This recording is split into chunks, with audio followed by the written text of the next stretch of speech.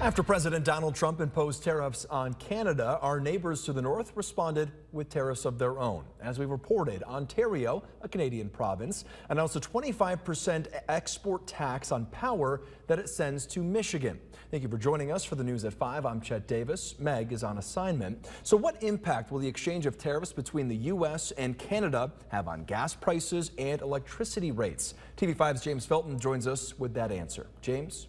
We're being told that as of right now, tariffs won't have a big impact on gas prices and electricity rates. No, the tariffs are not having any impact. It may in a couple of weeks. It takes a while for that Canadian oil to get down from Alberta into the Midwest, and then it sits for a little bit of time waiting to be refined. So the tariffs, the impact will be delayed. There's no impact for now. Patrick DeHaan, head of petroleum analysis at GasBuddy, tells us any jump you see in gas prices is due to price cycling that happens every couple of weeks, not tariffs. And even if they stick around, tariffs could be responsible for 5 to 15 cents more per gallon at the pump. DeHaan does say the combination of tariffs and OPEC's decision to restore some of its oil production could keep gas prices from jumping too much as we head into spring. The stock market's plunging based on the tariffs and what they could do to slow down the economy. That's actually pushing oil down on the fear that a slowdown in the economy would be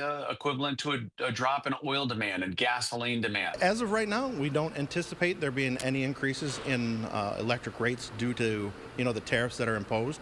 Obviously, we're going to continue to watch them and monitor the situation. Adam Webster, electric director at Bay City Electric Light and Power, says Canada's 25% tariff on power it sends to the U.S. won't have much of an impact. He says that's because the U.S. gets less than 1% of its electricity from Canada. Webster tells me the utility company is part of the Mid-Continent Independent System Operator. He says MISO can cover the difference of any potential loss of Canadian electricity. They would just inevitably ask other generating plants that are in the United States to go ahead and pick up a little bit more generation load if they're capable in order to make up that less than 1%. Consumers Energy and DTE Energy both released statements to TV5.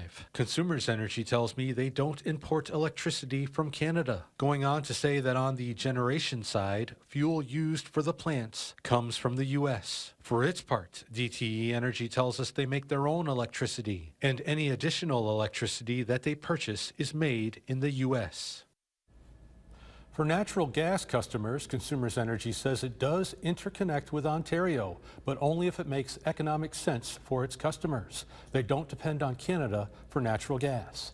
DTE Energy tells us the vast majority of its natural gas comes from the U.S. They also buy and store natural gas ahead of time to help mitigate pricing concerns. Back to you.